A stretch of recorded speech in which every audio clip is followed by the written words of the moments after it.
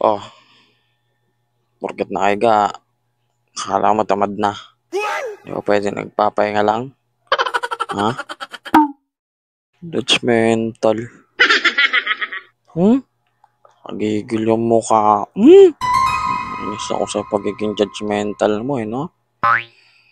Hindi kaya buhay mo yung ano natin, pagkwentuhan natin yung buhay mo, no? Yung mga pinagagawa mo.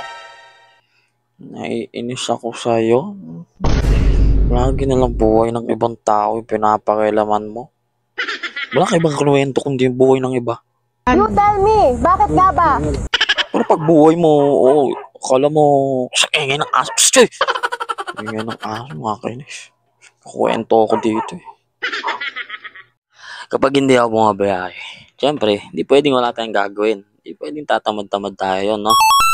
Ang gagawin ko, kapag nahatid ko na yung anak ko at asawa ko, ako naman ang gagawa ng gawaing bahay dito. So tara, samahan niyo ako mga kupal. Let's go! Papakita ko kayo ng magic para. Tingnan mo. 1, 2, 3. Tada! Magic. I don't want peace. I want problems, always! Siyempre minsan, kailangan mo rin magsipag-sipagan. Para hindi ka mapagkamalang tamad. Aray ko! Gawa nga ako kaya ng kapit, no? Tamad, no? Ang nabalgar natin. Damat. Uy, angas, par. Gago! Ina ako lang makakaimbenta nun, boy.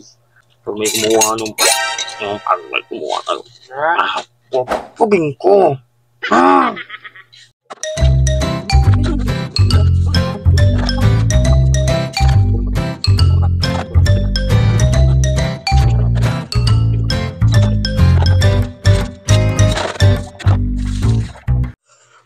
Tapos din, tapos na magbugas par. Wala na ano, tapos na par. Nakapagsaing na rin ako par, no? Di ba? Nakapagsaing na ako par. Ganyan ako kasipag. Dapat, gayahin niyo ako.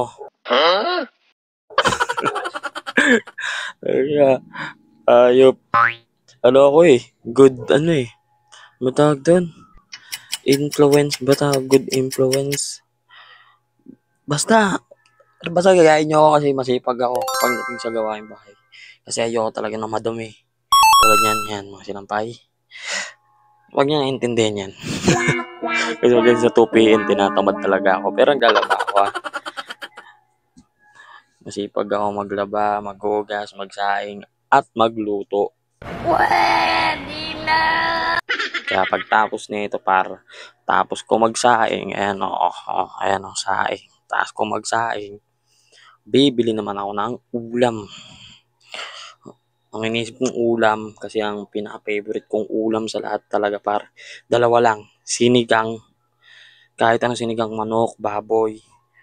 Yun sa dalawang yun. O kaya naman ay tortang talong. Sobrang solid talaga nung tortang talong yun.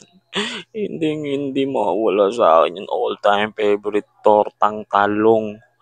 Tortang talong. Tapos ko bumili nun, diretso sundo na ako sa anak ko. Kaya, let's go. Yun, nakita ko na. Yun siya, nandun. Ken! Excuse mo, mag-excuse ka. Okay. Saan mo maambon? Bago tayo abutan ng malakas na ulan. Bigyan to, classmate mo. May bibiling ka pa ba? Anong bibili mo? Doon, Ayan, nakaano nga yan. Doon, bilis.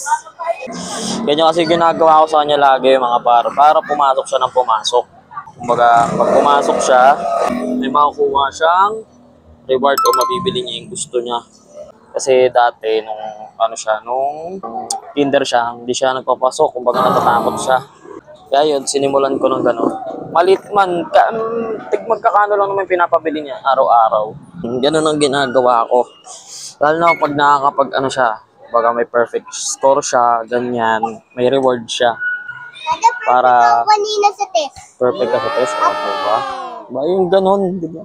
Para hindi na pupuwersa yung bata na pilitin mo magka-perfect score o kaya naman Basta hindi ko siya pinipilit na ano, kailangan perfect siya lagi, ganito, ganyan. Hindi ganun. Ang lagi ko lang sinasabi sa kanya is gawin niya yung best niya. Yun.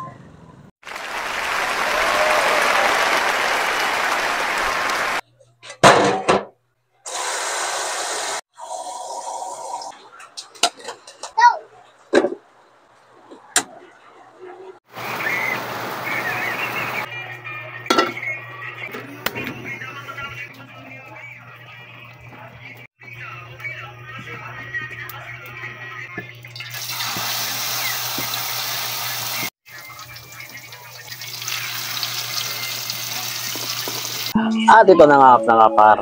Natapos na natin, no? Ito na. Ayan na siya par. Oh. May mga ganun kasarap yung par. Cravings ko to araw-araw. Kasi di pwede araw-araw. Kaya, yun na lang. Kaya iba-iba muna.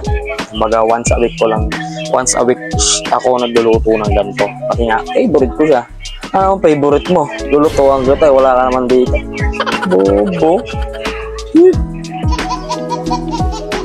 Kaya hanggang dito ko na lang din tatapusin yung vlog na to mga par. Welcome ka sa journal ni Ralph.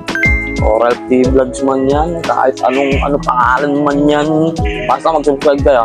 Ang hindi pala mag-subscribe, pangit. Okay? Tsaka follow nyo na rin ako sa TikTok ko. Sa page ko sa Facebook. Okay? Ingat kayo palagi. God bless sa inyo. Mac you.